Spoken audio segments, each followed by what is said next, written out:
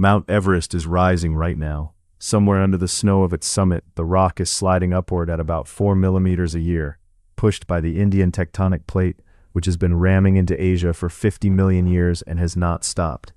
The whole Himalayan range is the wreckage of that collision, thrown up range after range, and Everest is simply the piece that happened to end up highest, 8,849 meters, or 29,032 feet, and still climbing. For most of human history, nobody could say that for certain, because nobody who could measure it was allowed close enough to try. Nepal and Tibet, the two kingdoms that share the mountain between them, kept their borders closed to outsiders for more than a century, so the surveyors of the British Empire in India had to calculate the height of the world's tallest point from stations far out on the plains, sighting a speck of white above the haze through brass telescopes and doing the trigonometry by candlelight. In 1852, one of those calculators worked out that the obscure peak his colleagues had labeled Peak 15 was not merely tall, it was the tallest thing on Earth, and no person from outside the Himalaya had ever stood near its foot. That gap, between a number on a survey sheet and a boot on the ground, is where this story lives. In 1921, the British Empire finally talked its way past the border and got a look at the mountain up close for the first time. It would take 32 years, expedition after expedition, a toll of dead climbers and porters, a world war, and the collapse of two closed kingdoms before anyone solved the problem those first surveyors had only measured: whether a human body could climb 29,000 feet into the sky and come back down. The mountain the Sherpas called Chomolungma, goddess mother of the world, would decide that question on its own terms. This is the story of the 32-year race to make her let two men stand on top. In a computing office in Calcutta, in the spring of 1852, a mathematician named Radhanath Sikdar sets down his pen and checks his arithmetic a third time. For weeks he has been reworking a single set of numbers: angles of elevation, logarithms, corrections for the curve of the Earth, and the bending of light through humid air.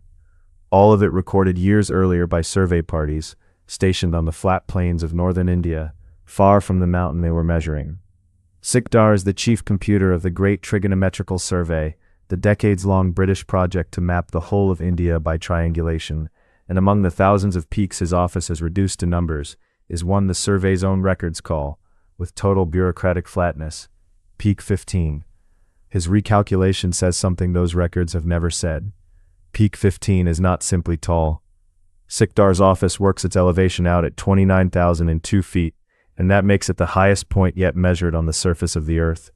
Taller than Kangchenjunga, the mountain everyone on the survey had assumed held the record. Kangchenjunga had held that assumed rank for years, within the survey's own working papers, and Sikdar's numbers were checked and rechecked precisely because demoting one giant peak in favor of an obscure, unnamed one, so far to the northwest, felt to his supervisors like exactly the kind of arithmetic slip that made survey offices double their sums. It was not until every angle, every correction for atmospheric refraction, and every triangulation leg had been independently recalculated by more than one computer in the office that Waugh allowed himself to trust the result enough to plan an announcement at all. The survey itself was a monument to patience. Teams of British officers and Indian assistants had spent 40 years dragging iron measuring chains and enormous brass theodolites across the subcontinent, building stone survey towers on hilltops and riverbanks, sighting from one station to the next in long chains of triangles that eventually stretched from the southern tip of India to the Himalayan foothills. The work was slow, malarial, and often fatal to the men who did it. The reward, when it worked, was a map accurate enough to place a mountain nobody on the survey's payroll had ever approached to within a few dozen feet of its true height. That was the case with Peak 15. No European had ever stood near its base to check the arithmetic against the mountain itself, for a simple and immovable reason: nobody was allowed to.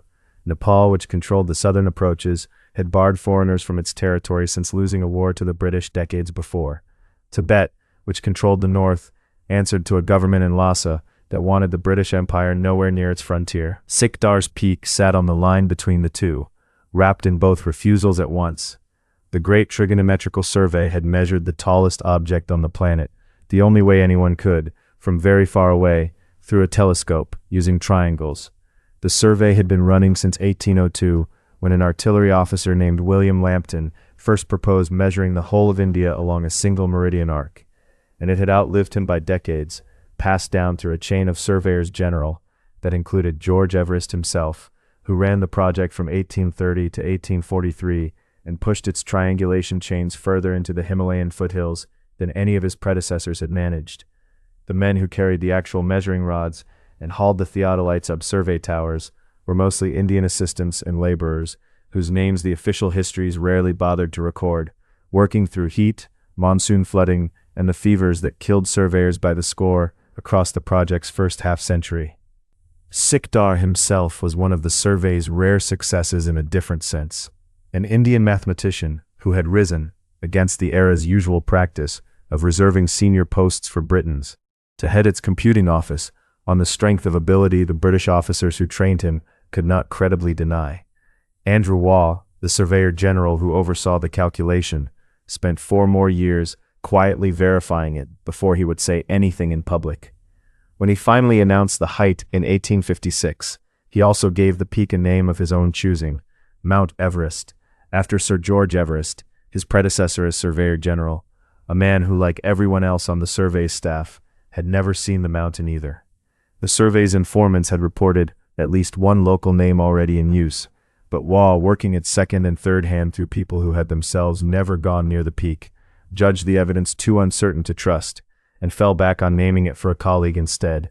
Everest objected, by most accounts, on practical grounds.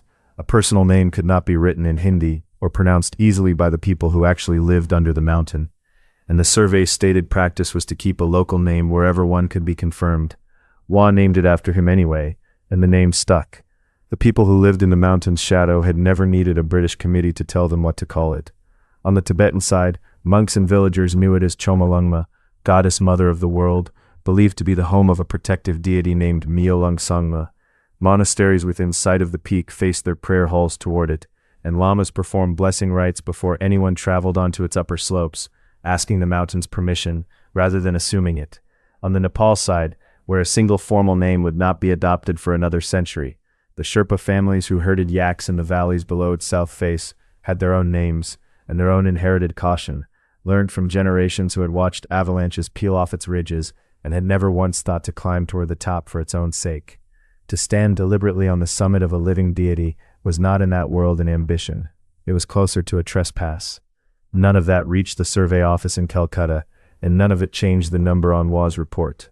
What the British Empire possessed by 1856 was a precise measurement of a place it could not enter, a mountain guarded on both sides by governments with every reason to keep it sealed, worshipped by people whose name for it no European atlas yet carried, and rising, though nobody alive then had any way of knowing it, by roughly 4 millimeters a year, while the argument over its name ran its course.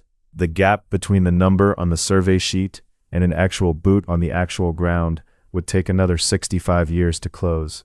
When it finally did, in 1921, the man who got there first would not be a surveyor with a telescope. He would be a 34-year-old schoolmaster from Cheshire named George Mallory, sent by a newly formed British committee with exactly one instruction: walk to the foot of the mountain nobody from his world had ever seen up close and find out whether a person could climb it. The permission came from one man's friendship, not from any treaty. In 1920, a British political officer named Charles Bell traveled to Lhasa and spent months in the company of the 13th Dalai Lama, who governed Tibet as both its spiritual and temporal ruler, and who had spent years wary of the British Empire on his southern border. Bell had known the Dalai Lama for a decade and had sheltered him during an earlier exile in India. The trust between them was personal, built on years of correspondence and tea, rather than diplomacy in the ordinary sense. When Bell finally asked on behalf of a new London body calling itself the Everest Committee whether a party of climbers might cross into Tibet to examine the mountain the British called Everest, the Dalai Lama said yes. It was the first time in the mountain's recorded history that any government had granted an outside party permission to approach it at all. The Everest Committee itself had been assembled the previous year by the Royal Geographical Society and the Alpine Club, two institutions with a shared and specific anxiety. A Norwegian party had beaten a British expedition to the South Pole in 1911, and Robert Falcon Scott's men had died on the return march trying. The North Pole, contested as the claim was, had already gone to an American. Britain had lost both poles, What remained unclaimed on Earth's short list of ultimate places was the summit of the tallest mountain, and the men who ran London's exploring societies wanted it climbed by a British party before anyone else got the chance. They picked to lead the technical side of a reconnaissance party a 34-year-old schoolmaster and veteran climber named George Mallory, along with a smaller group of surveyors, naturalists, and one experienced Himalayan hand, Guy Bullock. Neither Mallory nor Bullock had ever been anywhere near Everest. Nobody on the trip had. They left Darjeeling in May 1921 and spent weeks marching north and west across the Tibetan Plateau, a landscape of gravel plains and wind, at altitudes that already left the unacclimatized gasping before the real mountain came into view at all. The approach march claimed its first casualty before anyone in the party had even glimpsed the mountain properly. Alexander Kellis, a Scottish doctor and chemist who had spent years studying how the human body responded to extreme altitude, and whose research on oxygen and acclimatization would quietly shape every Everest oxygen system built after him, collapsed and died of heart failure on the march through Tibet on 5 June 1921, worn down by dysentery and the accumulated strain of the journey. He was buried within sight of the Himalayan peaks he had spent his career studying from a distance, never having laid eyes on Everest itself. Kellis had argued, before the expedition even set out, that a fit, acclimatized climber might manage the summit without oxygen at all, and that bottled oxygen, if it was used, would need to be far lighter and more reliable than anything yet built. The rest of the party absorbed the loss and pressed on, carrying his unfinished argument about oxygen into the very next expedition. Mallory kept a restless, irritable diary through the approach, frustrated by cloud, by dust storms, by weeks of walking toward a peak that refused to show itself clearly. Then, in late June, at a village called Chobuk, near the mouth of the Rongbuk Valley, the weather broke. Mallory recorded the moment with the plain excitement of a man who had waited a long time for it. Everest stood revealed, its north face rising directly above the valley floor in a way no photograph or survey drawing had prepared him for. He and Bullock spent the following weeks doing what no one from outside the region had ever done, walking around the mountain's base, sketching its ridges, and asking the one question the whole expedition existed to answer. Was there a route anywhere on this face that a roped party could actually climb? The answer they found ran up the mountain's northeast side, by way of a high saddle of snow and ice between Everest and its neighbor, Changtse, that the party named the North Col. From the col, a long ridge climbed toward the summit pyramid, exposed to wind and altitude, but not, as far as Mallory could see from below, blocked by any single impassable cliff. It was not an easy route. It was, as far as the 1921 party could tell, the only one available from the Tibetan side, since the mountain's southern flank, in Nepal, remained as closed to them as it had been to WA surveyors 65 years earlier. Reaching the col itself took the party most of the short climbing season that remained. By the time Mallory and a companion finally stood on it in September, exhausted and battered by wind, the monsoon season snow was already piling dangerously on the slopes above, and the expedition's mandate in any case was reconnaissance, not a summit attempt. They turned around.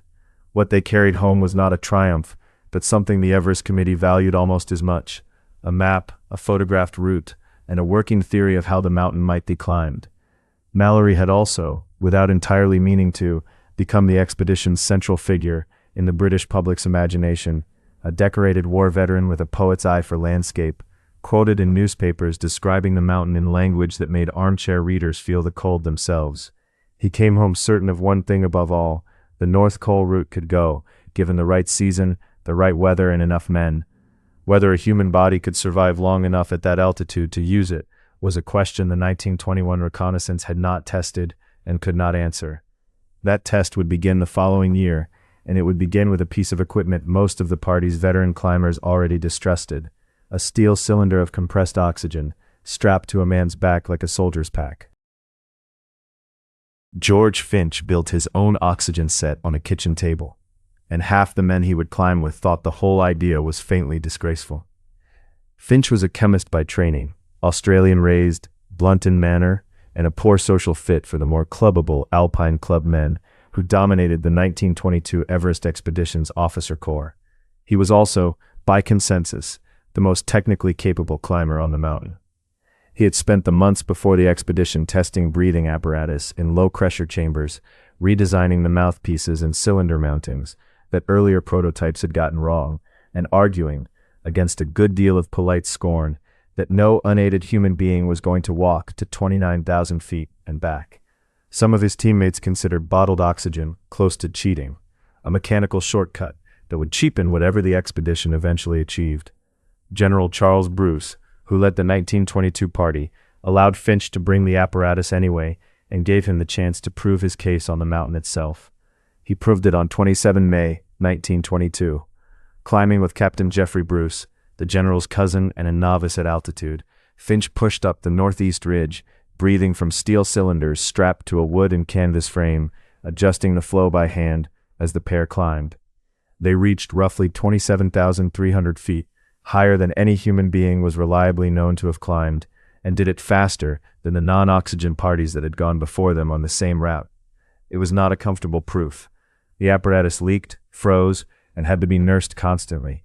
Bruce, less experienced and unaccustomed to the equipment, nearly came apart from exhaustion and cold on the descent, saved partly by Finch's improvised repairs to a jammed valve. But the altitude record stood, and it stood on oxygen, and the argument among the expedition's more traditional climbers about whether the apparatus counted as legitimate mountaineering would run on for another 3 decades without ever quite resolving.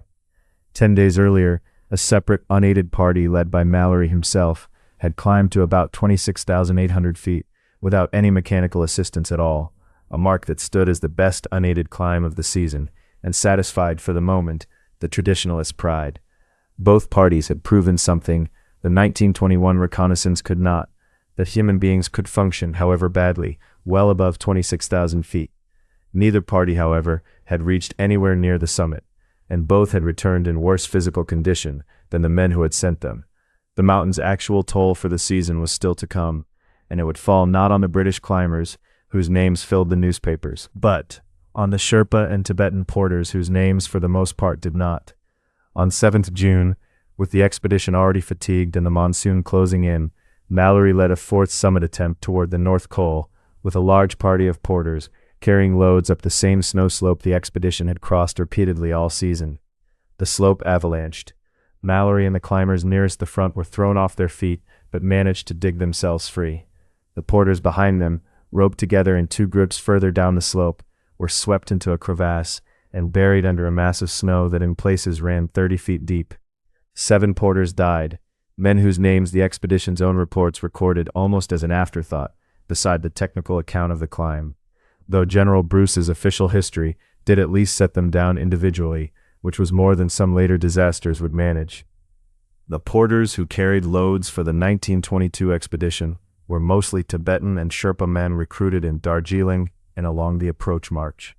Paid a few rupees a day for work that required them to climb, repeatedly and without the acclimatization schedules the British climbers followed for themselves, to altitudes above 22,000 feet, carrying 30 or more pounds of tents, food, and oxygen cylinders on their backs. Many had never seen the mountain before signing on, and none had any experience of what modern mountaineering would later identify as the specific dangers of avalanche terrain at that altitude. They followed where the sahibs, as the British climbers were addressed, led them, because the wages, however small by British standards, were more than most could earn any other way in a single season. The 7 who died on 7 June were doing exactly that kind of load-carrying work when the slope gave way, and the survivors who dug through the debris afterward, some of them searching for brothers or cousins recruited from the same village, found only 3 bodies before exhaustion and the danger of a second slide forced the search to stop. It was the first time anyone had died attempting Everest, and the deaths fell entirely on the men who had been hired to carry loads for wages a fraction of what the British climbers were paid, and who bore none of the mountain's fame and all of its risk.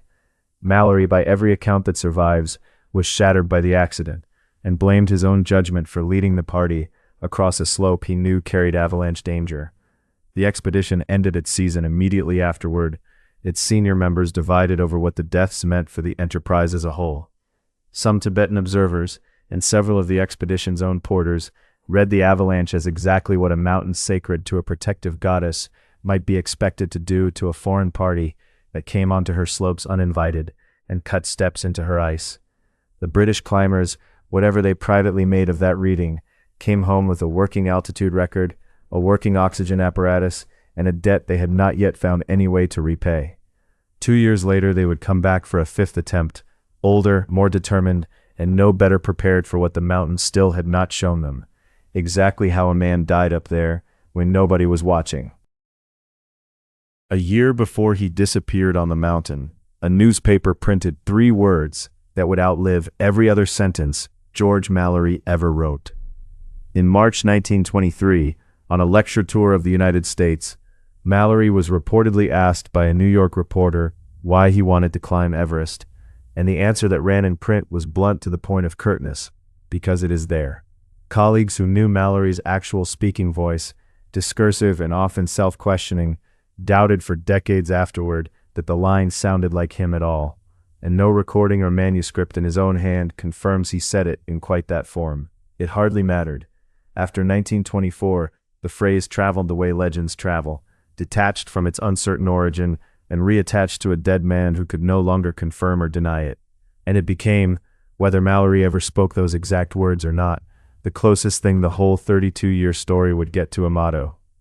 The 1924 expedition returned to the North Col route with better equipment, more experience, and a team that included both a committed oxygen advocate in Mallory's eventual climbing partner, Andrew Irvine, a 22-year-old Oxford engineering student with no serious mountaineering record, but a genuine gift for repairing the finicky apparatus, and a committed skeptic in Edward Norton, the expedition's leader, who intended to prove the mountain climbable without any mechanical aid at all. Norton very nearly did. On 4 June, climbing alone after his partner turned back with snow blindness, Norton sought his way across the exposed traverse below the summit pyramid to roughly 28,126 feet, breathing nothing but the air the mountain gave him. It was the highest any human being was confirmed to have climbed, and the mark would stand, unbroken by anyone using oxygen or not, for 28 years. Norton descended half-blind himself and badly frostbitten, but alive, having answered one of the 2 questions the whole enterprise had been built to ask. Yes, in short bursts, in good conditions, an acclimatized human body could function above 28,000 feet without bottled air. Norton's climb was, by any technical measure, one of the most remarkable feats of the entire era. He crossed a long, exposed traverse of loose sloping shale below the summit pyramid, a stretch of ground later climbers would name the Yellow Band for its color, moving alone after his partner, Howard Somervell, stopped lower down, his throat so raw from the cold, dry air that he later coughed up part of his own damaged throat lining and nearly suffocated on the descent before clearing it himself. Norton pressed on solo for hours at an altitude where each step reportedly required several breaths, keeping careful count of his own progress to guard against the confusion extreme altitude was already known to cause, and turned back only when the technical difficulty of the ground ahead, combined with his own fading eyesight, made further progress too dangerous to risk. It was a demonstration of willpower as much as physiology, and it left the expedition's oxygen advocates and its purists each convinced their own approach had been vindicated. 4 days later, Mallory made his own attempt, choosing Irvine as his partner over more experienced climbers, specifically because Irvine understood the oxygen sets better than anyone else on the mountain, and a set that failed at 27,000 feet could kill its wearer as surely as a fall. What made the altitude itself the real opponent, more than any single stretch of rock, was a problem doctors of the era only partly understood. Above roughly 8,000 meters, close to 26,000 feet, the human body enters what physiologists would later call the death zone. Air pressure so low that even breathing pure oxygen cannot fully saturate the blood. The body begins consuming its own muscle and tissue for fuel. Judgment and decision-making measurably deteriorate, and the processes that let a body heal and recover simply stop working, so that every hour spent at that altitude is an hour of net physical decline rather than adaptation.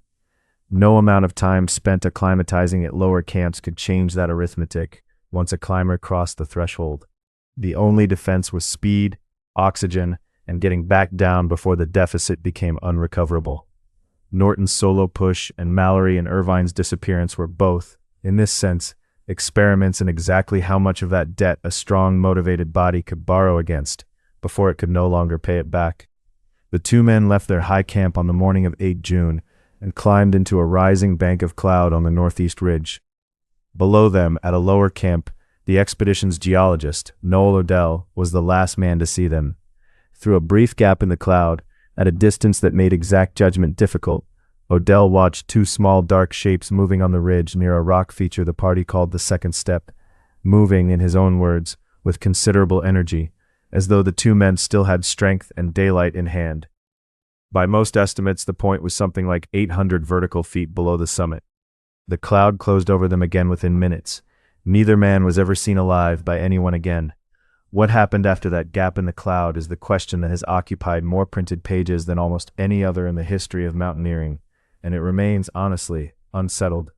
Did Mallory and Irvine reach the top of Everest 29 years before Hillary and Tenzing, then die on the descent? Or did the second step, a genuinely difficult rock pitch that later climbers would rate as a serious obstacle even with modern equipment, turn them back before they ever reached the final ridge? The expedition's remaining members searched the upper mountain for 2 days after the disappearance, found no trace, and eventually built a rough cairn and a memorial service at base camp, rather than a rescue.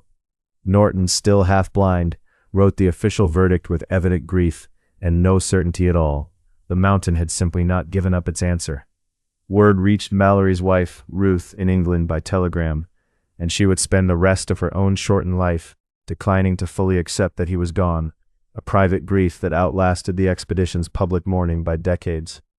The uncertainty was, in its way, the truest thing the 1924 expedition produced. Everest had killed 9 men across its first 2 expeditions, tested oxygen against no oxygen, and left the argument unresolved, and taken from the British public 2 of the most famous climbers in the country, without granting them, or anyone who came after, the satisfaction of knowing exactly how far they got. What the mountain left behind instead was smaller and stranger, a single object, dropped or set down somewhere on that same ridge, that a search party 9 years later would find, lying in the snow, waiting to reopen the whole question all over again. On 30 May 1933, on a search for a route rather than for a mystery, Percy Wynne Harris was picking his way across loose, sloping rock, some distance east of a landmark called the First Step, when something caught the light in a way that bare rock does not. It was an ice axe, standing upright where someone had planted or dropped it, at an altitude the expedition surveyors later fixed at roughly 27,700 feet. Wynne Harris was a member of a new British attempt on Everest, the first since the disaster of 1924, and neither he nor his climbing partner, Lawrence Wager, had gone looking for relics that morning. They were scouting a path toward the summit ridge, 9 years almost to the week after Mallory and Irvine had vanished somewhere on the same slope. The axe carried 3 distinctive notch marks cut into its wooden shaft, and when the expedition compared those marks to a swagger stick recovered years earlier among Irvine's personal effects, cut with the identical pattern, the identification held. This was Irvine's axe, and it was the first physical evidence anyone had found of the 2 missing men in almost a decade. What the axe meant was, and remains, a matter of interpretation rather than proof. Hugh Rutledge, who led the 1933 expedition, guessed that its position marked the site of a fall, either dropped in the moment a climber lost his footing, or deliberately set down so a man could free both hands for a rope or a hold. The spot sits on a stretch of sloping, shattered rock that later generations of climbers would come to treat with real caution, even with modern boots and fixed lines. It is entirely plausible that whichever of the 2 men carried the axe there slipped, and did not stop sliding until the slope below finally caught him. It is equally plausible that the axe was simply set down and forgotten in the low oxygen confusion of extreme altitude, and that its owner walked on.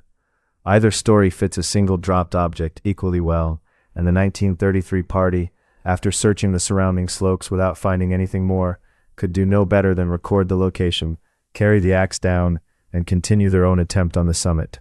That attempt failed, turned back below 28,000 feet by wind and exhaustion in conditions no better than 1924's, which meant Norton's oxygenless altitude record from 9 years earlier still stood unbeaten.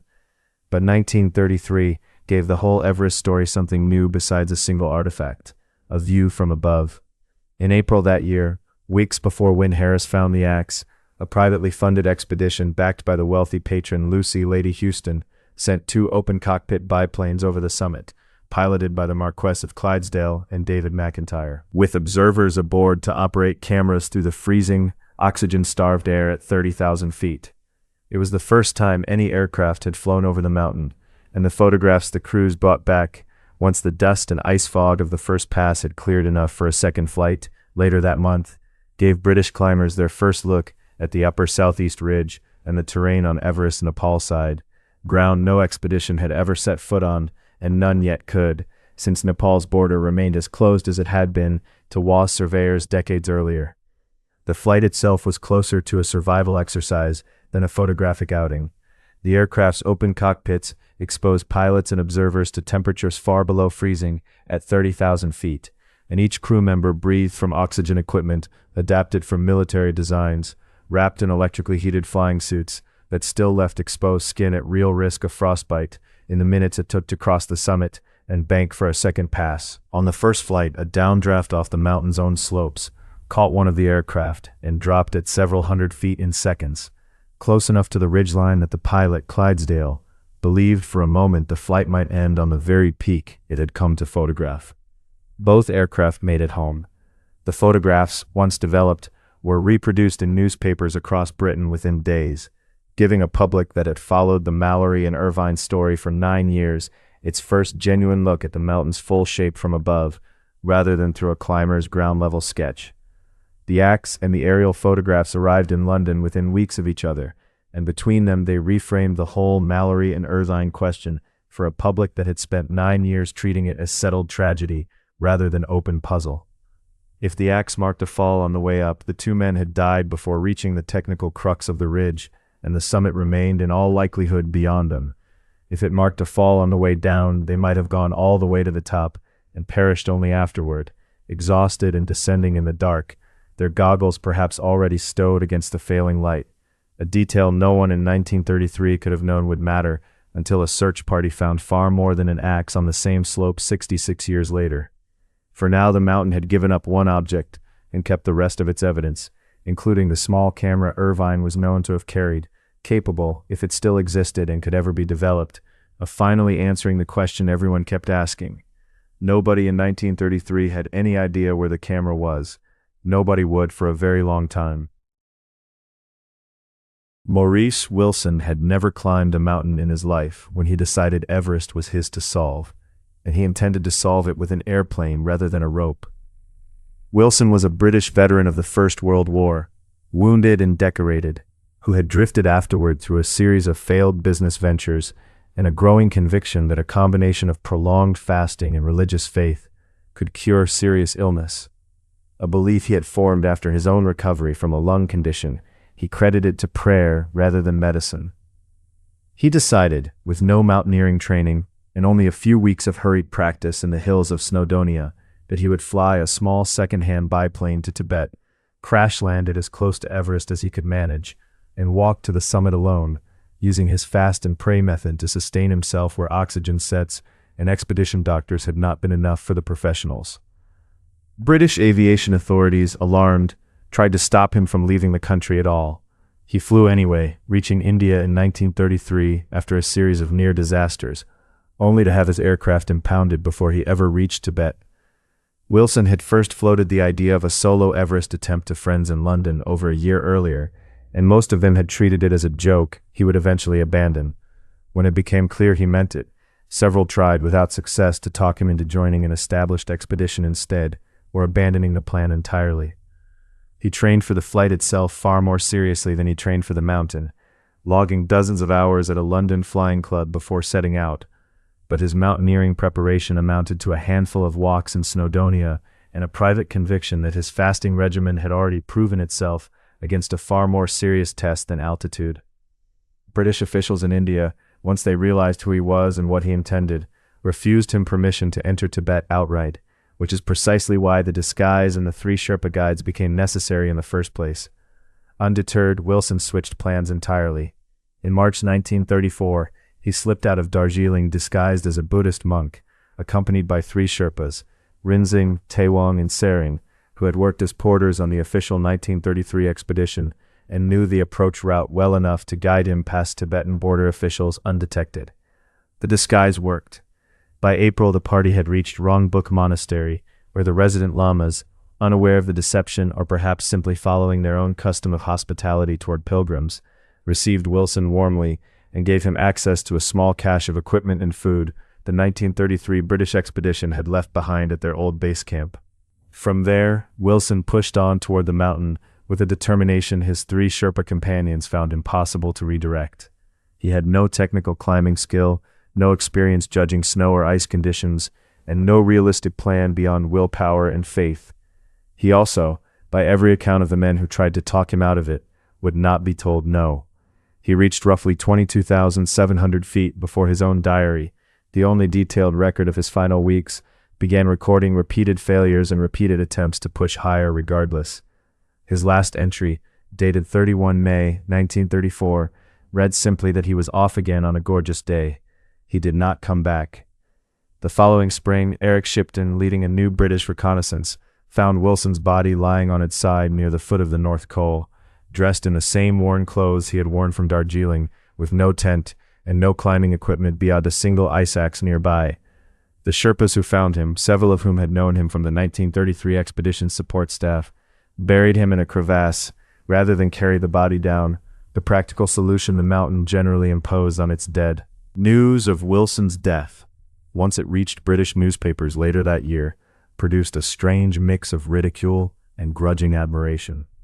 Some commentators dismissed him as a deluded crank who had endangered Sherpas for a fantasy, while others, including several members of the climbing establishment who had publicly opposed his methods, admitted a certain respect for a man who had gotten further alone, on faith and stubbornness alone, than most casual observers would have predicted. Wilson's death told the official expeditions something uncomfortable about their own enterprise, even as it confirmed everything they already believed about untrained solo attempts. He had proven in the bluntest possible way that willpower and faith could not substitute for oxygen, acclimatization, and technical skill. Every professional climber who read the news took it as vindication of the methodical, heavily resourced approach the Everest Committee had spent over a decade refining.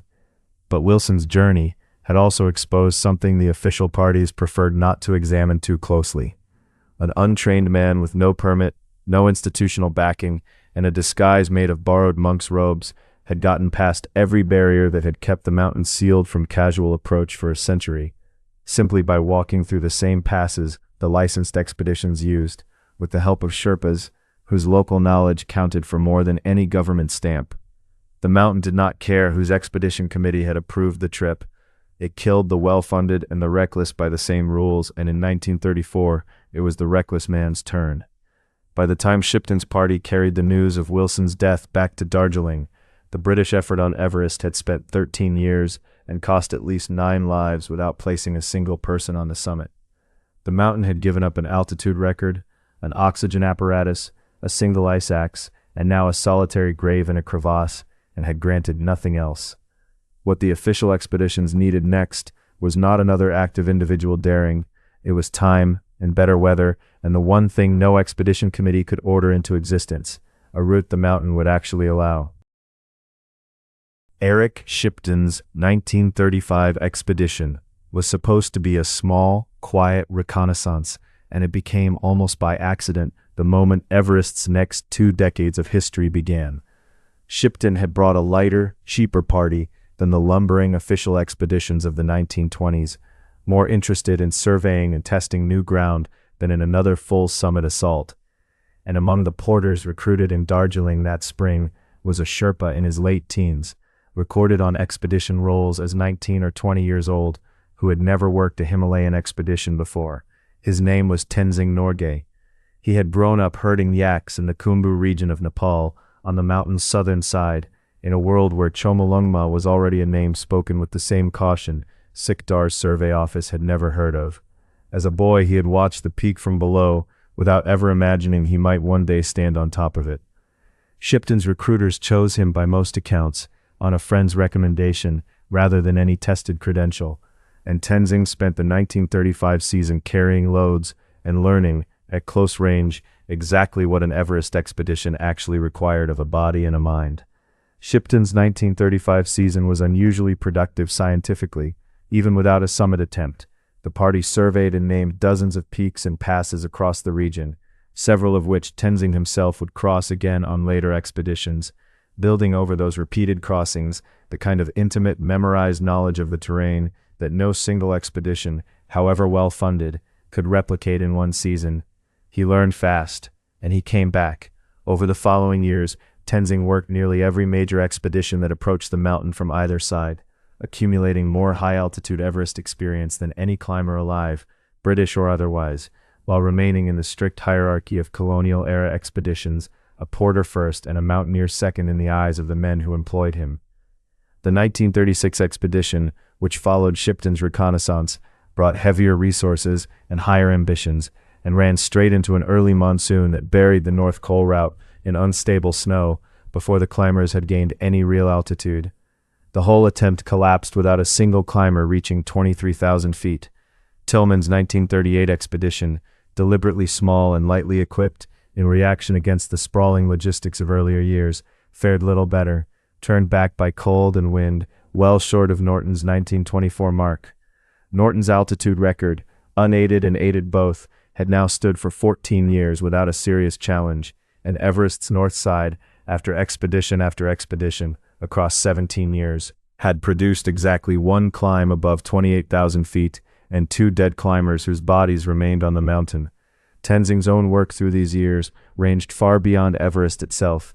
Between expeditions, he worked other Himalayan peaks with British and European climbing parties, building a reputation across the whole Darjeeling porter community as one of the strongest and most reliable high-altitude men available, capable of carrying heavy loads well above 20,000 feet on successive days without the deterioration that wore down less experienced porters. By the end of the 1930s, he had climbed higher, on more different mountains, than almost any other person alive, Sherpa or European, though the wages he earned for it remained fixed by the same Darjeeling recruiting system that set pay for far less experienced men, and his name appeared in expedition reports, when it appeared at all, as one line among dozens of porters listed by role rather than by individual achievement. The pattern that emerged across the decade was not one of incompetence. Shipton, Tillman, and the climbers who worked under them were, by any measure, among the most capable mountaineers of their generation. And the porters who carried their loads, Tenzing prominent among them, were gaining exactly the kind of high-altitude experience that would matter enormously later.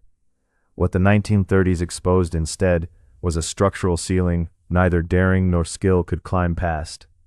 The North Col route funneled every attempt across the same exposed, wind-scoured ridge above 27,000 feet. In a climbing season squeezed between winter cold and monsoon snow that left only a few reliable weeks each year, using oxygen equipment still heavy and unreliable enough that many strong climbers preferred to leave it behind. Norton had shown a human body could function briefly above 28,000 feet.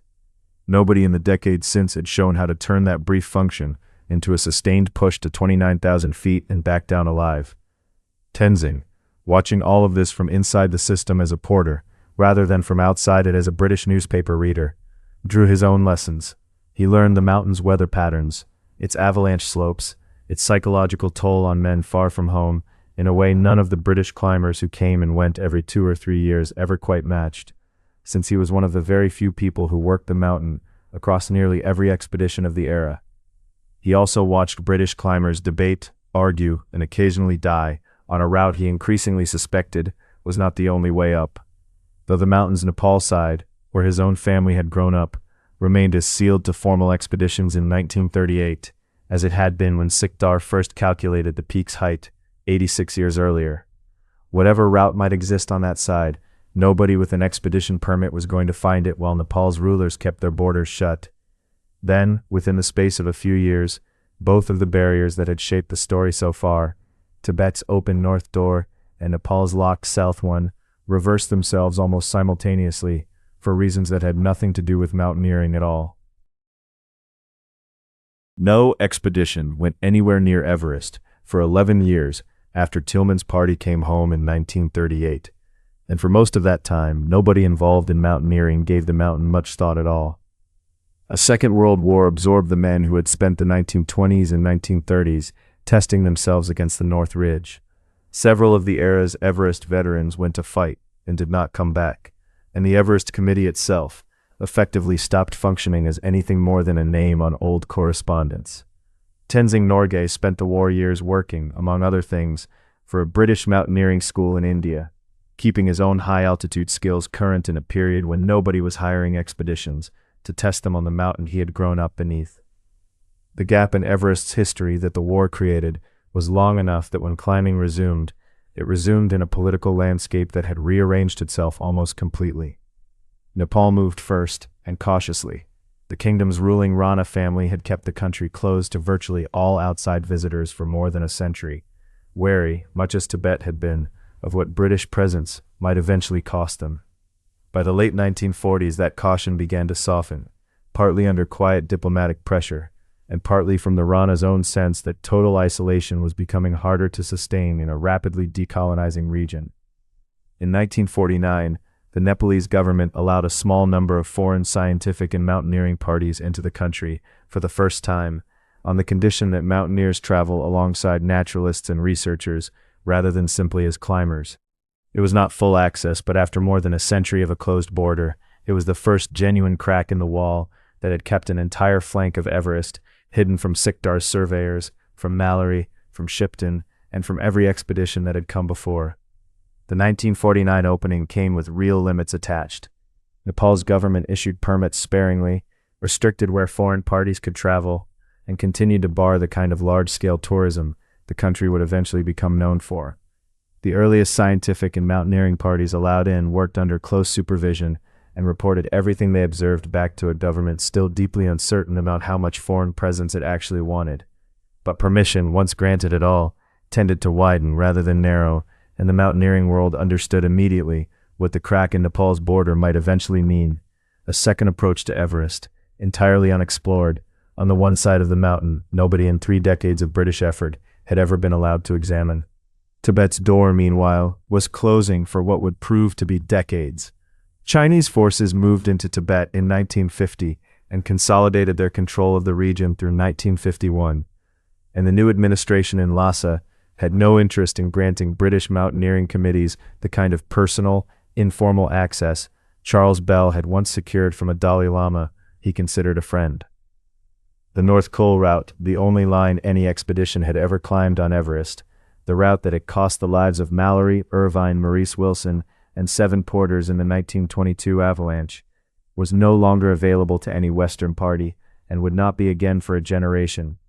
Everything the British had learned since 1921, every altitude record, every failed attempt, every lesson about oxygen and cold and thin air had been won on a route that politics had just permanently closed.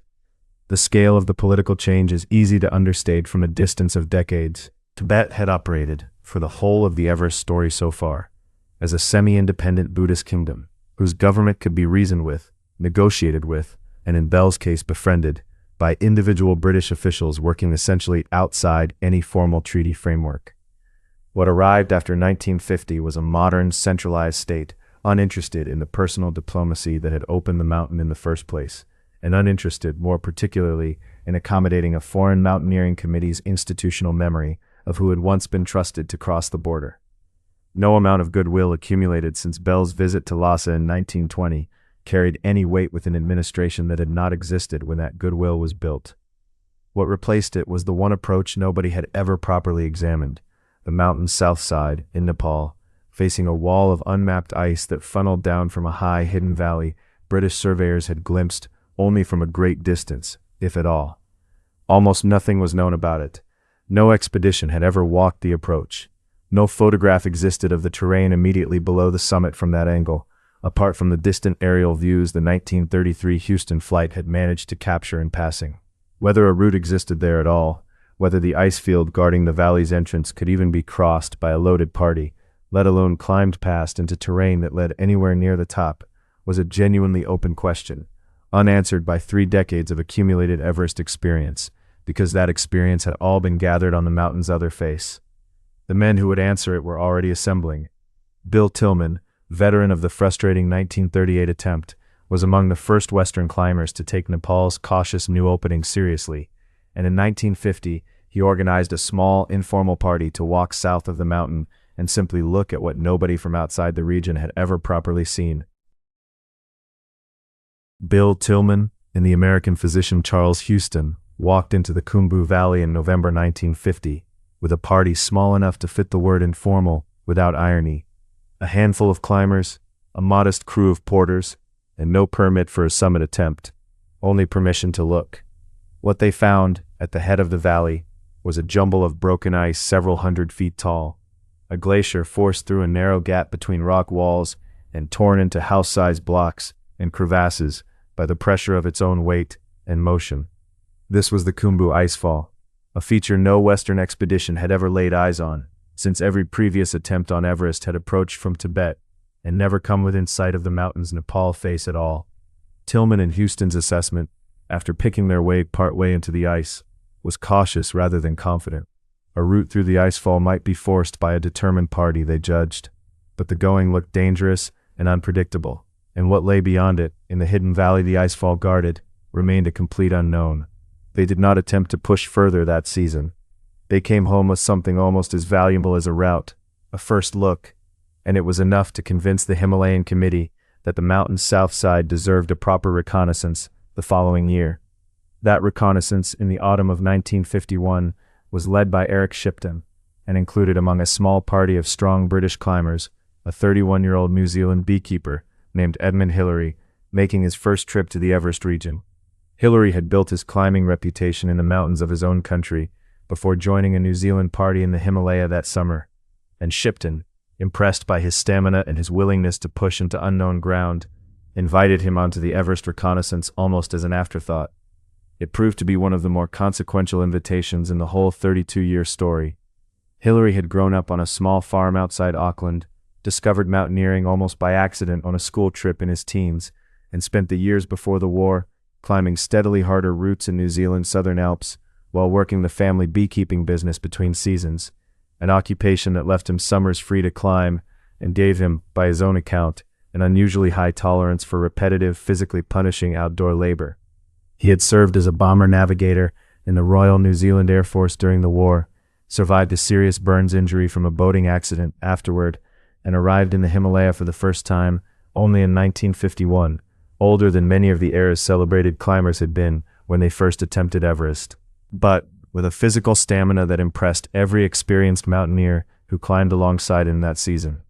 Shipton's party worked its way into the icefall that Tillman and Houston had only glimpsed, cutting a path through the broken ice blocks and around open crevasses, testing whether loaded porters could actually move through the terrain rather than simply admire it from a distance. They found that they could, if the route was chosen carefully and recut as the glacier shifted beneath them, which it did constantly. The icefall was not a fixed obstacle, but a moving one, its crevasses opening and closing, and its towering ice blocks, known to later climbers as seracs, capable of collapsing without warning onto anyone crossing beneath them. Above the icefall, the party emerged into a wide, high valley of snow, ringed by three of the tallest walls on Earth, Everest itself on one side, its neighbor Lhotse on another, and the ridge connecting them at the head of the valley, a natural amphitheater the expedition named the Western Coombe, using the Welsh word for valley. From the Coombe, a route appeared to run up toward a broad saddle called the South Col, and from the South Col, a long ridge climbed toward the summit, mirroring in rough shape the North Col route that had occupied 3 decades of British attempts on the other side of the mountain. Nobody in 1951 climbed high enough to confirm the South Col route worked all the way to the top. The reconnaissance mandate, like the 1921 expedition on the north side 30 years earlier, was to find a plausible path, not to climb it. But the icefall, the barrier that had made the whole southern approach an unknown quantity, had been crossed by a loaded working party for the first time, and the valley behind it had been seen and mapped. Shipton's party also carried out something no previous Everest expedition had ever needed to do, naming an entirely new set of features on a mountain 3 decades of British effort had approached only from the opposite side. The Western Coombe, the South Col, the icefall itself, all took their working names from this single 1951 season, names that every subsequent expedition, Swiss and British alike, would use without needing to ask which side of the mountain they referred to. Shipton's report went back to London with cautious optimism, at almost exactly the moment the Himalayan Committee, the successor body to the old Everest Committee, was weighing who should lead the full-scale attempt the reconnaissance had made suddenly plausible. The decision that followed would prove almost as consequential as the route itself, and considerably more contentious. Shipton, the man who had just proven the southern route worked, would not be the one to lead the expedition that tried to finish it. What happened instead began with a piece of news from a rival nation that reached London in the autumn of 1952 and turned a careful, well-planned British effort into something closer to a race against the clock. Every British account of the Everest expeditions before 1953 was, in one sense, a story told by half the people who actually climbed the mountain. From 1921 onward, each attempt depended on dozens, sometimes hundreds, of Sherpa and Bhotia porters from the villages of eastern Nepal and the Indian hill town of Darjeeling, men who carried oxygen cylinders, tents, food, and film cameras up the same slopes the British climbers ascended, at the same altitude and the same risk, for a fraction of the wages and almost none of the recognition. The 7 men killed in the 1922 avalanche were porters, not climbers, in the era's own careful language. Maurice Wilson's death in 1934 was witnessed and reported by the Sherpas who had guided him and later buried him, men whose own names rarely made it into the newspaper accounts of the story. Across every expedition of the 1920s and 1930s, the porters who reached the highest camps, sometimes climbing well above 25,000 feet, carrying loads no British climber would have managed unassisted, did so for pay that a Darjeeling recruiting agent, not the porters themselves, generally negotiated, and returned home, when they returned at all, to villages that saw none of the fame London's newspapers handed to the British men they had carried supplies for. A strong Sherpa porter in the 1930s and 1940s might earn, across a full expedition season lasting several months, roughly what a British climbing member's personal equipment allowance alone could cost. And the disparity was compounded by the fact that porters carrying loads above the highest camps, the most dangerous work on the mountain, were frequently paid the same flat daily rate as porters who never climbed above base camp at all. Tenzing's own household in Darjeeling depended entirely on expedition wages and on the odd jobs, portering for trekking parties and trading goods between seasons, that filled the months when no Everest expedition was hiring. He supported a growing family on income that fluctuated by the year, according to which nation's committee happened to hold that season's permit, a precariousness no British climbing member of any expedition ever had to consider. Tenzing Norgay's career, unusual only in how far it eventually went, illustrates the pattern rather than breaking it. He had worked nearly every major expedition since 1935 on both the Tibetan and Nepalese approaches, accumulating an altitude resume that by the early 1950s outstripped that of any climber alive, and he had done it while classified, on expedition rolls and in expedition pay, as a porter and later a sirdar, the senior organizer of the Sherpa workforce, rather than as a mountaineer in his own right. The distinction was not merely semantic. Sirdars like Tenzing negotiated wages and assignments for entire porter teams, managed logistics no British expedition could have functioned without, and frequently carried loads and made technical climbing decisions indistinguishable from what the expedition's official climbers did, while remaining, in most official expedition accounts written for a British readership, a supporting figure named in passing rather than a central one. What kept men choosing to work, across 3 decades of underpayment and disproportionate risk, was not simple desperation, though the wages an expedition offered were real money in a subsistence economy with few other paths to it. Sherpa communities in the Khumbu region had, by the 1930s, developed their own internal hierarchy of expedition experience and reputation, in which a strong high-altitude porter, and especially a sirdar, who had proven himself across multiple expeditions, earned a genuine status among his own people that no British climber's opinion could grant or withhold. Tenzing wanted, by his own later account, something closer to what drove any of the British climbers who kept coming back after failure.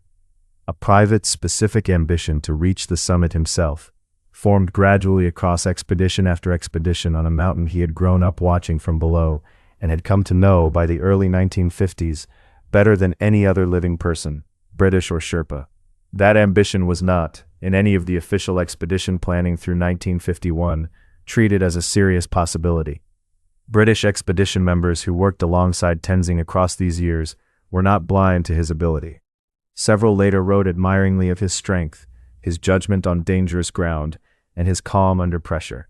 But admiration among individual climbers rarely translated into a change in institutional planning, and the Himalayan Committee's summit team selections through 1951 continued to draw exclusively from British and Commonwealth climbing members, with Sherpas assigned, without exception, to the supporting roles the whole system had always given them. Sherpas carried the loads that let British climbers attempt the summit.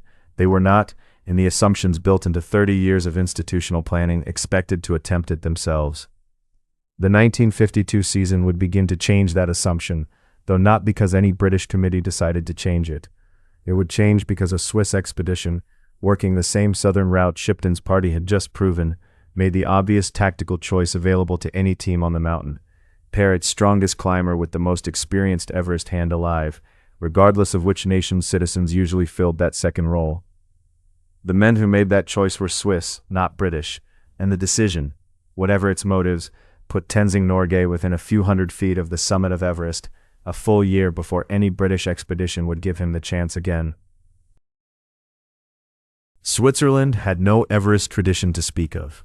No 3 decades of accumulated attempts on the North Ridge. No Mallory or Norton in its national memory. What it had in the spring of 1952 was a permit. Nepal, having opened its border cautiously to a handful of foreign parties since 1949, granted its Everest access for that season to a Swiss expedition rather than a British one. An administrative decision that briefly took the whole mountain out of British hands entirely, and handed the first real attempt on Shipton's newly proven southern route to a country with almost no institutional history on Everest at all. The Swiss party, led by the physician Edouard Wistunant, made one crucial decision early. Rather than treat Sherpa porters purely as load carriers, they invited Tenzing Norgay to climb as a full member of the summit party, alongside their strongest alpinist, a mountain guide named Raymond Lambert. It was the first time in the mountain's history that a Sherpa had been formally paired with a lead climber as an equal partner in an actual summit attempt, rather than assigned to carry loads to a high camp and then sent back down. The pairing worked. Lambert and Tenzing pushed up through the Icefall and the western combe that Shipton's party had mapped the previous year, established a camp on the South Col at roughly 26,000 feet, and on 28 May 1952 climbed higher on the southeast ridge than any human being in recorded history, reaching an altitude the expedition's own instruments placed at about 8,595 meters, or 28,199 feet, only a few hundred feet below the south summit, and perhaps 1,000 feet of climbing, in a straight line from the true summit itself. They did it without adequate oxygen equipment, the Swiss sets proving heavy and unreliable in ways not so different from the equipment British expeditions had struggled with for 20 years. And they did it after a night that neither man would forget. Forced to bivouac at roughly 27,500 feet, with no tent and no stove, melting snow for drinking water over a single candle flame, through hours of cold that left both men badly weakened before they had even begun the day's climb. Exhausted, without the oxygen reserve or the physical margin to push further, Lambert and Tenzing turned around within sight, by any reasonable estimate, of a route to the top. The bivouac the two men survived has since become one of the era's most cited examples of sheer physical endurance. At 27,500 feet, in temperatures that fell far below freezing after dark, Lambert and Tenzing had no sleeping bags, no proper stove, and only the clothes they had climbed in that day. They sat through the night wedged together for warmth on a narrow ledge of rock and snow, taking turns holding a single candle beneath a pan of snow to produce a few mouthfuls of water at a time, unable to lie down and unable in the thin air to sleep more than in short, involuntary snatches. Lambert later said the cold that night did more damage to his body than the climbing itself. He lost portions of several toes to frostbite in the weeks that followed, a price paid in the end for a summit neither man ever reached. A second Swiss attempt that autumn, in the harsher post-monsoon season, fared considerably worse, turned back far lower by ferocious wind and cold that made the spring attempt's conditions look mild by comparison. But the spring climb alone had rewritten the whole calculation. Norton's 28-year-old altitude record, unbroken through every British attempt since 1924, had just been beaten by more than 70 feet on the mountain's other side by a nation with no prior Everest experience at all, using a Sherpa the British had employed for 17 years, without ever seriously considering him for a summit team of his own. British newspapers covered the Swiss achievement with visible discomfort, praising the climb's technical brilliance while pointedly noting, in nearly every account, how narrowly the summit had eluded a team representing a country with no Himalayan tradition at all. The coverage read, to anyone paying attention, less like celebration of a fellow mountaineering nation's near miss, and more like a warning to the Himalayan Committee that its long institutional head start on Everest was no longer any guarantee of finishing first. For the Himalayan Committee in London, the news arriving through the second half of 1952 carried an unmistakable warning. Whatever advantage 3 decades of British effort had built on Everest was not, it turned out, an exclusive one. The mountain's south side was now proven climbable to within a single strong push of the top. The route was mapped, and Nepal's permit system meant nothing stopped another nation, Swiss or otherwise, from finishing the job in 1953 while Britain waited its turn. The committee moved with a speed that 30 years of patient, unhurried reconnaissance had never previously shown. Eric Shipton, the climber most responsible for finding the southern route in the first place, was quietly passed over for command of the 1953 expedition in favor of a more methodical organizer, a decision that caused real and lasting bitterness among Shipton's supporters, and that the committee justified, in private, on the grounds that the coming season needed logistics and discipline more than exploratory instinct. Tenzing Norgay, meanwhile, having come within perhaps an hour's strong climbing of the summit under a foreign flag, returned to Darjeeling that winter with an altitude record no living person had matched, and a private certainty, confirmed rather than created by the Swiss attempt, that the summit itself was not beyond him. When the British expedition assembled its team for the following spring, it would have little choice but to build its entire summit strategy around the one man on Earth who had already come closer than anyone else alive. John Hunt had spent most of his career as an infantry officer rather than a professional mountaineer, and that background was exactly why the Himalayan Committee handed him the 1953 expedition. Hunt approached the assault on Everest the way he had once planned military campaigns, as a logistics problem first and a climbing problem second, to be solved by staging supplies forward in overwhelming quantity, building redundancy into every stage of the route, and giving his strongest climbers every possible advantage before asking them to do the one thing no amount of planning could guarantee. Over the winter of 1952 and the early months of 1953, he assembled a team of 10 climbers, a mountaineering doctor, a scientist studying the physiology of altitude, and a Times newspaper correspondent named James Morris to report the expedition's progress. And behind them a supply chain that would eventually run to somewhere between 350 and 400 porters carrying loads up from Kathmandu.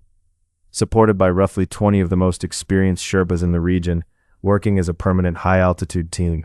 10,000 pounds of food, tents, rope, and oxygen equipment moved up the approach march that spring. An operation on a scale no previous Everest expedition, British, Swiss, or otherwise, had attempted. The approach march alone took the best part of 3 weeks, walking from Kathmandu through the middle hills of Nepal on foot trails that had carried foot traffic for centuries, but had never before carried an operation of this size.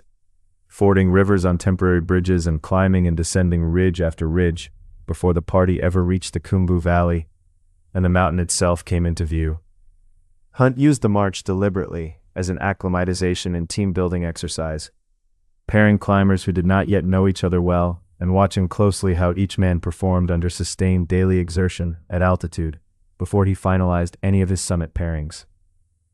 By the time the expedition reached base camp in early April, Hunt had a far better sense of his team's actual physical and psychological form than any Everest leader before him. Tested not in a single dramatic climb, but across 3 weeks of accumulated, unglamorous walking. Oxygen sat at the center of Hunt's planning in a way it never quite had before. 2 rival designs competed for the summit team's trust: a closed-circuit system, which recycled a climber's exhaled breath through a canister of soda lime to scrub out carbon dioxide before adding fresh oxygen, theoretically more efficient at extreme altitude, but mechanically complex and prone to exactly the kind of failure that had plagued Finch's apparatus 30 years earlier, which fed a steady flow of bottled oxygen into a face mask and vented the climber's breath straight into the air, heavier to carry, but far less likely to break down at the worst possible moment. Hunt hedged rather than choosing, assigning the closed-circuit sets to one summit pair and the open-circuit sets to another, a decision that would settle, within a single season, an argument the mountaineering world had been having since 1922. The pairing decisions mattered as much as the equipment. Hunt settled on 2 teams for the actual summit push, to be sent up in sequence a day or 2 apart so that whichever pair went first could establish the highest camp, and if they failed, leave a clear trail and a stocked camp for the pair behind them. Tom Bourdillon and Charles Evans, strong on the technical closed-circuit apparatus Bourdillon had helped design, drew the first attempt. For the second pair, Hunt chose Edmund Hillary, the powerful young New Zealander who had impressed Shipton on the 1951 Reconnaissance and who had spent the early weeks of the 1953 approach march proving himself again as one of the strongest climbers on the mountain, and Tenzing Norgay, whose altitude record from the previous year under the Swiss flag made him, by any honest accounting, the most qualified Everest climber alive, regardless of nationality. The rest of Hunt's 10 climbers filled out a team chosen as much for complementary skills as individual brilliance. Wilfred Noyce and a party of Sherpa climbers pushed the route up the Lhotse face above the western Coombe. George Band and Michael Westmacott worked the treacherous, constantly shifting icefall that Shipton's party had first crossed 2 years earlier. George Lowe, a fellow New Zealander and one of Hillary's closest friends on the mountain, spent days cutting steps up the Lhotse face in conditions that left his own summit chances deliberately sacrificed for the sake of the team's supply chain. Hunt himself made no secret of his intention to reach the summit if circumstance allowed, but subordinated that ambition, without apparent resentment, to the larger machine he had built, a discipline not every expedition leader before him had managed. It was not entirely a sentimental choice. Hillary and Tenzing had climbed together during the approach march and found an immediate practical trust in each other's judgment on difficult ground, the kind of compatibility no organizational chart could manufacture, and Hunt was not about to override once he saw it. Getting 10 climbers, 20 senior Sherpas, and hundreds of porters up through the Khumbu Icefall and into the western Coombe took most of April, recutting Shipton's 1951 route through ice that had shifted and rebroken over 18 months, and establishing a chain of camps that climbed from the Coombe to the South Col at roughly 26,000 feet, the same staging ground Lambert and Tenzing had used the year before. By mid-May, the expedition had stocked the South Col with enough tents, fuel, and oxygen to support 2 separate summit bids, an unprecedented margin of safety built on Hunt's insistence that nothing be attempted without a backup plan already in place above it.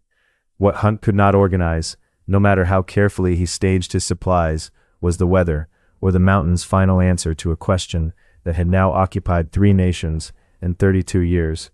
That answer would begin to arrive on 26 May, when the first of his 2 summit pairs left the South Col in the dark, breathing through a machine that had never been fully tested this high, to find out whether the closed-circuit gamble would pay off. Charles Evans discovered the flaw in his oxygen set before he had climbed 500 feet, and decided, rather than turn back immediately, to keep going anyway. He and Tom Bourdillon left the South Col before dawn on 26 May. Breathing through the closed-circuit apparatus Bourdillon had spent months helping to design, and within the first hour of climbing, a damaged valve in Evans's set began letting his own exhaled breath leak back into his mask instead of scrubbing it clean, forcing him to breathe air thick with carbon dioxide for the rest of the climb. A closed-circuit set that failed to scrub carbon dioxide properly did not simply reduce a climber's oxygen supply, it forced him to keep breathing his own exhaled gas, building a toxic concentration that caused headache, confusion, and a creeping dangerous exhaustion far beyond what altitude alone would explain. Evans climbed the rest of the day, essentially poisoning himself with every breath, a fact he did not fully understand until doctors examined the equipment afterward, and the discipline it took to keep moving upward under those conditions, rather than simply sitting down in the snow, said as much about his own determination as anything in the expedition's official record. Bourdillon worked on the valve as best he could in the cold, and could not fully fix it. The 2 men climbed on regardless, moving at what the expedition would later call an almost unprecedented pace for the altitude, nearly 1,000 feet an hour across ground no one had ever climbed before, driven partly by the knowledge that Hunt's entire stage supply chain, the porters, the oxygen dumps, the camps stocked at every stage up from Kathmandu, existed to give this exact pair the best possible chance at the top. They reached the south summit, a subsidiary peak on the ridge, just short of Everest's true summit, at 1 p.m., at an altitude the expedition fixed at roughly 28,700 feet. It was higher than any human being had ever stood, surpassing even Lambert and Tenzing's mark from the year before by several hundred feet, and from where they stood, the two men could see the final stretch of ridge running on toward the true summit, perhaps 300 feet higher, and a few hundred yards further, along a knife edge of snow and rock that dropped away thousands of feet on either side. It looked, by Evans's own later account, entirely climbable. It also looked like more climbing than either man had the oxygen, or by that point the physical reserve, left to survive and still get back down alive. Evans's faulty set had been costing him strength for hours. The closed-circuit canisters, even working correctly, held only a limited supply before they needed changing, a task that at 28,700 feet, in wind and cold, could consume precious minutes neither man could afford to lose. At 1:20 p.m., 20 minutes after reaching the highest point any person had ever stood, Bourdillon and Evans turned around. It was, by every measure the expedition's own doctors would later apply to the decision, exactly the right call, and it was also, for Bourdillon in particular, a bitter one. He had spent years developing the very oxygen system that had just failed him, within sight of a summit he might otherwise have reached first. The descent nearly finished what the ascent had started. Both men, exhausted and short on oxygen, stumbled and slid repeatedly on the way down to the South Col, at one point falling together down a slope and stopping only when the rope between them caught. They reached the tents at the Col after dark, barely able to stand, and were met by Hillary and George Lowe, who had climbed up part way to guide them the last stretch in. Hunt himself had climbed up to the South Col days earlier to oversee the assault in person, a decision consistent with his whole approach to the expedition. He did not intend to direct the summit attempts from a comfortable distance while his climbers took the actual risk. Watching Bourdillon and Evans stumble back into camp exhausted and clearly beaten by the mountain, rather than by any error of planning, Hunt had to make the harder calculation immediately. With the first pair still recovering in their tents, of whether the second pair should even attempt to go up so soon afterward, given how narrow the weather window and the remaining oxygen supply had both become. What Bourdillon and Evans carried down, beyond their own exhaustion, was the one piece of information the entire expedition had been built to obtain. The route to the summit went. There was no unclimbable cliff waiting above the south summit, no technical barrier that Norton's or Lambert's generation might have quietly feared was hiding just out of sight. There was only altitude, cold, and the same unforgiving arithmetic of oxygen and strength that had turned back every expedition since 1921, now measured out to within 300 feet and a few hundred yards of an answer. Hunt, informed by radio of both the achievement and the retreat, made the only decision his own logistics had been built to support. The second pair would go up as planned, using the simpler, more reliable open-circuit oxygen sets, with Bourdillon and Evans' exhausting, invaluable failure as their map. 2 days later, Edmund Hillary and Tenzing Norgay left the South Col to try to finish what the first attempt had proven was possible. Hillary and Tenzing spent the night of 28th of May at a camp no one had ever pitched before. A small tent wedged into a sloping ledge of rock and snow at roughly 27,900 feet, higher than any previous Everest camp and close enough to the summit that the two men could, in theory, reach it and return in a single long day. They called it Camp 9, and getting there had taken most of the afternoon, climbing above the South Col with a support party of 3 Sherpas who carried the tent, food, and extra oxygen up before turning back, leaving Hillary and Tenzing alone at an altitude where the night temperature fell well below freezing inside the tent itself. Neither man slept much. Hillary later described waking before dawn to find his climbing boots frozen stiff overnight, and spending precious time before first light simply thawing them enough over a stove to get them back on his feet. They left the tent at 6:30 a.m. on 29th May, roped together, breathing from open-circuit oxygen sets that fed a steady stream of bottled air into their masks, rather than recycling their own breath the way Bourdillon and Evans' failed apparatus had. The climbing above Camp 9 ran up a steep, narrow snow ridge with a drop of thousands of feet on the Tibet side and thousands more on the Nepal side. Ground so exposed that a single slip, without a secure rope and solid footing, would have been unrecoverable for either man. They reached the south summit, Bordelon and Evans' highest point, at about 9 a.m., 3 hours after leaving camp, and already higher than any human being besides the pair who had turned back there 3 days earlier. Ahead of them ran the final unclimbed stretch of ridge, narrowing in one place to a knife edge of snow with rock falling away on both sides, and then, close to the top, a sheer rock step some 40 feet high that blocked the ridge entirely. Hillary found a way past it by working into a narrow crack between the rock face and a wall of ice bordering the ridge's edge, wedging himself upward with his boots and the shaft of his ice axe in a slow, physically punishing sequence of moves while Tenzing paid out rope from below. It took the better part of an hour to climb 40 feet. Above the step, the ridge eased into a long, exposed snow slope that the two men climbed steadily, taking turns cutting steps, watching the horizon drop away on every side as they gained the last few hundred feet.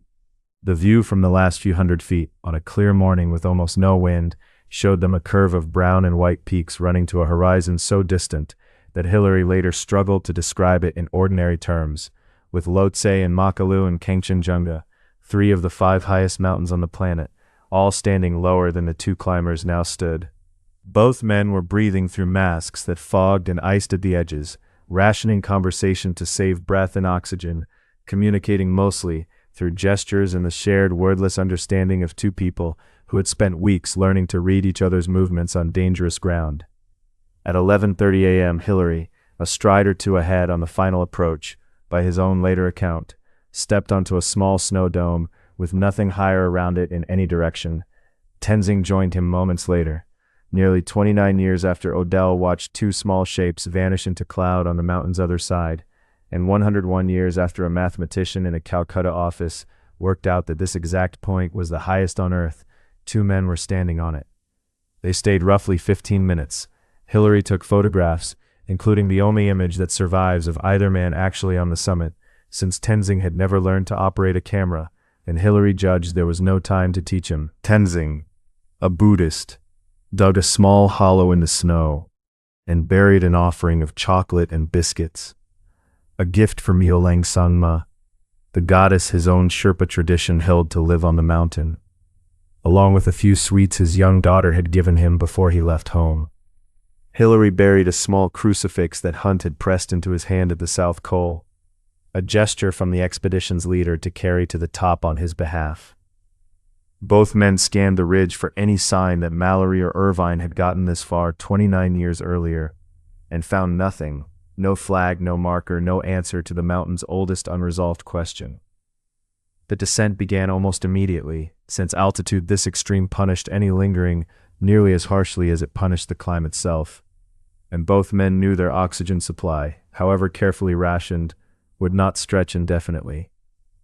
They downclimbed the rock step even more carefully than they had climbed it, aware that a slip here, so close to success, would erase the achievement as completely as a slip on the way up, and reached the south summit again within the hour, retracing the line of their own steps back toward Camp 9 and beyond it the South Col, food, and the rest of the expedition waiting to learn whether the 32-year effort had finally paid off. Then, with their oxygen running low, and the long, dangerous descent still ahead of them, Hillary and Tenzing turned away from the summit of the world's highest mountain and started back down the ridge they had just spent 32 years, and a toll of dead climbers and porters, learning how to climb. Getting the news down the mountain took longer than reaching the summit had. Hillary and Tenzing descended to the South Col, and then down through the western Kamam and the Icefall over the following 2 days, exhausted but safe. And it fell to James Morris, the Times correspondent who had accompanied the expedition specifically to report its outcome, to get word out before any rival newspaper's runner could beat him to a telegraph line. Morris hiked down from base camp himself, composed a deliberately coded message designed to slip past the expedition's own radio operators and any curious eavesdroppers on the open frequency, and sent it to London reading in its entirety that snow conditions were bad, that an advanced base had been abandoned, and that the party awaited improvement. Editors at the Times, briefed in advance on the code, understood exactly what it meant. The summit had been reached, and Hillary and Tenzing were both alive. The story ran on 2 June 1953, under the headline "Everest Conquered," on the front page of a newspaper otherwise entirely devoted to the coronation of a new queen, Elizabeth II, crowned that same morning in Westminster Abbey. The two events, one planned for years and one that could have happened any day that spring, landed in London within hours of each other by coincidence rather than design, and the British public, primed for a day of national celebration, folded the news from Everest straight into it, as though the mountain itself had timed its surrender to the coronation. Crowds that had gathered overnight along the coronation route in London woke to newspaper placards announcing the summit before they had even taken their places to watch the Queen's procession. And for a single morning, the two stories ran together in every paper in the country, the new monarch and the conquered mountain, sharing front pages in a way neither the palace nor the Himalayan committee had planned or could have arranged. Hunt's own expedition members, still descending through the Western Common and the Icefall when the story broke in London, had no idea for several days just how large the reception waiting for them at home had become, occupied instead with the immediate, unglamorous business of getting every member of the party and the mountain of equipment they had carried up safely back down to Kathmandu. The honors that followed drew a sharper line than the celebration did. Hillary and Hunt were both knighted within weeks, made Sir Edmund and Sir John, by a monarch whose coronation their achievement had accidentally shared a headline with. Tenzing, as a Nepali or possibly Tibetan-born subject, rather than a citizen of Britain or its dominions, was not eligible for the same honor under the rules that governed it, and received instead the George Medal, a lesser but still significant British award for gallantry, alongside recognition from closer to home. Nepal's King Tribhuvan awarded him the Order of the Star of Nepal, and India, where Tenzing had lived and worked out of Darjeeling for most of his adult life, would later add its own honor, the Padma Bhushan, in 1959. The expedition's official cameraman, Thomas Stobart, had carried film equipment up through the Icefall and the Western Common alongside the climbing gear, and the footage he shot became a feature documentary, released later that year under the title The Conquest of Everest, that let audiences who would never come near a mountain watch the Icefall, the Western Common, and the final camps for themselves. It became one of the most widely seen documentary films of the decade, cementing in the public imagination an image of the expedition, tents pitched among crevasses, oxygen cylinders stacked on packed snow, that no newspaper account alone could have delivered. The gap between a knighthood and a medal, however each institution justified it at the time, told its own quiet story about whose achievement the world was most prepared to fully recognize. Nepal and India then spent years arguing over a question the climb itself had never needed answered: which country could claim Tenzing as its own? He had told interviewers at different points in his life that he was born in the Khumbu region of Nepal, and separately that his family originated in Tibet before settling in Nepal. His own son later wrote that the most likely birthplace was actually inside Tibet, in a valley his parents crossed while Tenzing was still an infant, with the family settling in Nepal's Khumbu region only afterward. Historians researching the question since have found the record genuinely unclear, shaped by a childhood before any of the paperwork that might have settled it, and by a fame, after 1953, that made several nations eager to claim him as their own, for reasons that had very little to do with where he had actually been born. Tenzing himself, for the most part, seemed to regard the dispute as beside the point. He had grown up in the mountain's shadow on whichever side of an invisible border his parents happened to be standing when he was born, and he had spent 18 years working every approach to Everest that existed before finally reaching its top. The question of which government's map he belonged to mattered a great deal to the governments involved, and rather less, by every account, to him. One mystery the summit did not resolve went back 29 years to the ridge on the mountain's other face. Hillary and Tenzing had searched the final approach for any trace of Mallory or Irvine and found nothing, and the question of whether either man had reached the top in 1924 remained exactly as open in June 1953 as it had been the day Odell lost sight of them in the cloud. It would stay open for another 46 years, until a research expedition organized specifically to search for answers found George Mallory's body on 1st May 1999, lying on a scree slope at roughly 26,760 feet, remarkably preserved by the cold and the dry air. His dark snow goggles were tucked into a pocket rather than covering his eyes, a detail that suggested, though it did not prove, that he might have still been climbing or falling after the light had begun to fail. No camera was found on his body, and no camera has been found since, though in September 2024, a research team recovered a boot and sock bearing a name tag reading A.C. Irvine from a melting glacier below the north face, the first physical trace of Sandy Irvine's own remains in a century of searching. Whether either man's camera still lies somewhere on that same slope, its film perhaps still capable of development after a century in the cold, is a question the mountain has not yet chosen to answer, and may never. The mountain kept rising after 1953, exactly as it had before, at roughly the same 4 millimeters a year, entirely indifferent to the fact that a beekeeper from New Zealand and a Sherpa from its own southern valleys had finally stood on top of it. Snow fell on the small hollow where Tenzing had buried his chocolate and biscuits, and on the spot nearby where Hillary had left Hunt's crucifix, and within a season or two both offerings were sealed under new ice, indistinguishable from the rest of the summit dome, the mountain absorbing the first deliberate human gift ever left on its highest point, the same way it absorbed everything else that came to rest there. More climbers followed, and kept following, in numbers the 1953 expedition's planners could not have imagined. Within a generation, climbers would reach the summit without bottled oxygen at all, closing the argument Finch and the traditionalists had opened in 1922. Women would reach it, and climbers from dozens of nations that had no part in the original 32-year race. And eventually, in some seasons hundreds of people, in a single narrow window of good weather, using fixed ropes and ladders across the same icefall Tillman and Houston had first eyed with such caution in 1950.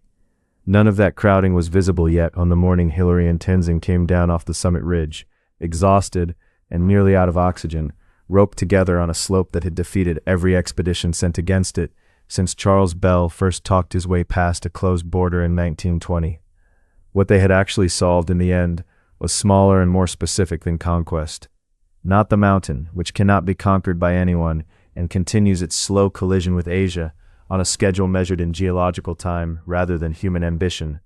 Not the goddess the Sherpas still name it for, who received her offering and kept the mountain exactly as dangerous the following season as she had the one before. What Hillary and Tenzing solved, on a cold ridge above 28,000 feet, was a narrower, more human problem.